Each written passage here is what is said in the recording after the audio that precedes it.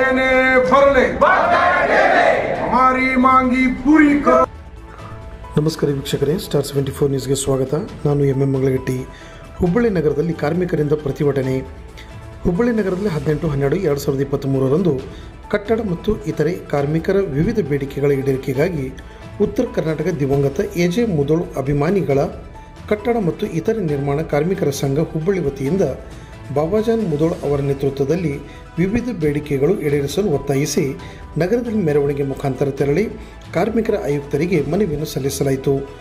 ಕಟ್ಟಡ ಕಾರ್ಮಿಕರ ಬೇಡಿಕೆಗಳಾದ labour card ವಿತರಣೆ, ಶೆಡ್ಗಳ ವಿತರಣೆ, ಶಿಷ್ಯ ವೇತನ, ಕಾರ್ಮಿಕರ ಮಕ್ಕಳಿಗೆ ಮದುವೆ ಪರಿಹಾರ, ಮರಣ ಪರಿಹಾರ, ಪಿಂಚಣಿ ಸೌಲಭ್ಯ, ಆಶ್ರಯ ಮನೆ, ಇನ್ನೂ ಹಲವಾರು ಬೇಡಿಕೆಗಳಿಗಾಗಿ ಮನವಿಯಲ್ಲಿ ಒತ್ತಾಯಿಸಲಾಯಿತು.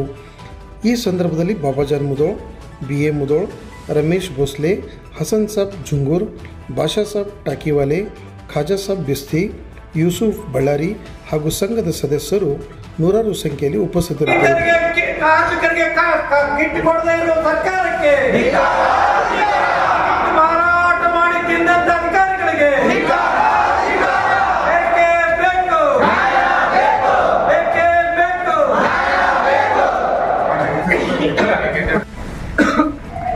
ಎಜೆ ಮುದೋಳ್ ಅಭಿಮಾನಿಗಳ ಕಟ್ಟಡ ಹಾಗೂ ಇತರ ನಿರ್ಮಾಣ ಕಾರ್ಮಿಕರ ಸಂಘದ ಆಶ್ರಯದಲ್ಲಿ ಇವತ್ತಿನ ದಿವಸ ಹುಬ್ಬಳ್ಳಿಯ ಅಸಿಸ್ಟೆಂಟ್ ಲೇಬರ್ ಕಮಿಷನರ್ ಆಫೀಸರ್ ಎದುರುಗಡೆ ನಾವು ಇವತ್ತಿನ ದಿವಸ ಬೃಹತ್ತಾದಂತಹ ಪ್ರತಿಭಟನೆ ಇಟ್ಕೊಂಡಿದ್ದೀವಿ.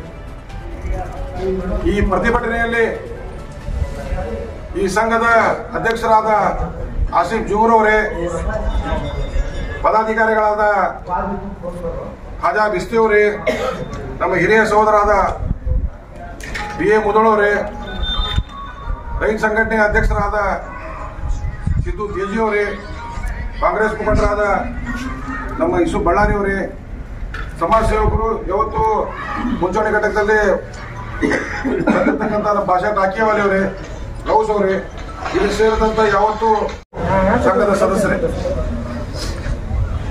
ಒಂದು ವೇಳೆ ಕಳೆದ 5 ತಿಂಗಳಿಂದ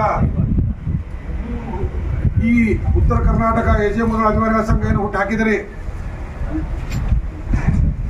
ಕಳೆದ 5 ತಿಂಗಳಿಂದ ಸುಮಾರು ಒಂದು 2,000ಕ್ಕಿಂತ ಹೆಚ್ಚು ಸದಸ್ಯರು ಈಗಾಗಲೇ ಅದರಲ್ಲಿ ಭಾಗವಹಿಸಿದ್ದಾರೆ. ಸದಸ್ಯರು ನೋಂದಣಿ ಕೂಡ ಆಗಿದ್ದಾರೆ. ನಾನು ಅದಕ್ಕೆ ಮೊಟ್ಟಮೊದಲಾಗಿ ತಮಗೆಲ್ಲರಿಗೂ ಅಭಿನಂದಿಸ್ತೀನಿ. ಯಾಕಂದ್ರೆ ಸಂಘಟನೆ ದೇಶದೊಳಗಾತ್, ರಾಜ್ಯದೊಳಗಾತ್, ಊರಾಗಾತ್ ಬಹಳ ಬರ್ತಿರ್ತಾವ, ಹೋಗ್ತಿರ್ತಾವ. ಆದ್ರೆ ನಾವು ಗಟ್ಟಿಯಾಗಿ ಒಂದು ಏನಾದ್ರು ಸಂಘಟನೆ ಮಾಡಬೇಕಪ್ಪ ಅಂತಂದ್ರೆ, ನಮ್ಮ ಏನು ಮೂಲಭೂತ ಸೌಲಭ್ಯ, ನಮ್ಮ ಹಕ್ಕುಗಳನ್ನು ಪಡ್ಕೋಬೇಕಪ್ಪ ಅಂತಂದ್ರೆ ಇವತ್ತು ಬಹಳ ಪಾಲಿದೆ.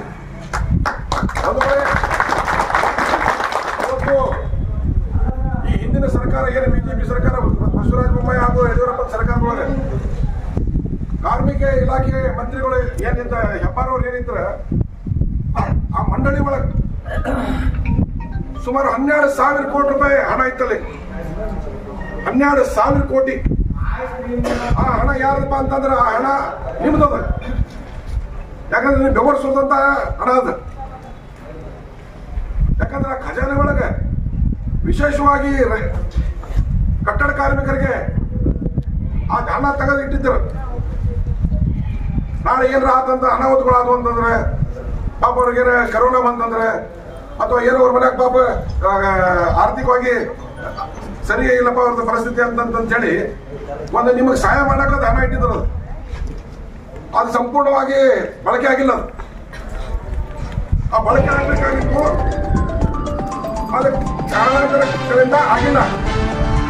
ಯಾಕಂದ್ರೆ ಆ ಸರ್ಕಾರಗಳು ಯಾವತ್ತು ಕಾರ್ಮಿಕರ ಪರವಾಗಿ ಮಾತಾಡುವಂತ ಸರ್ಕಾರ, ಎಲ್ಲ ಶ್ರೀಮಂತರ ಪರವಾಗಿ, ಉದ್ಯಮಿ ಪರವಾಗಿ, ದೊಡ್ಡ ಶ್ರೀಮಂತರ ಪರವಾಗಿ ಮಾತಾಡಿ ಅವ್ರು ಕೆಲಸ ಮಾಡಿಕೊಡುವಂತ ಸರ್ಕಾರಗಳು ಹಿಂದಿದ್ದು.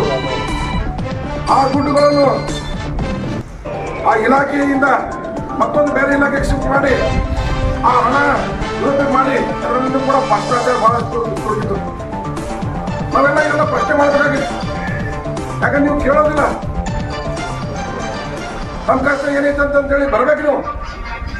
ಇವತ್ತು ನೀವು ಬರೋದಿಲ್ಲ ಅನ್ನೋ ಸಂಬಂಧಕ್ಕೆ ಇವತ್ತು ಅಧಿಕಾರಿಗಳಾಗಿರ್ಬೋದು, ಸಂಬಂಧಪಟ್ಟಂತ ಅಧಿಕಾರಿಗಳಾಗಿರ್ಬೋದು ದುರುಪಯೋಗ ಮಾಡ್ತಾರೆ. ಅದ್ರ ಸಂಬಂಧ ನಮ್ಗೆ ಹಕ್ಕಿದೆ ಇದು. ಇದನ್ನು ನೀವು ನೋಡುವಂತ ಹಕ್ಕಿದೆ.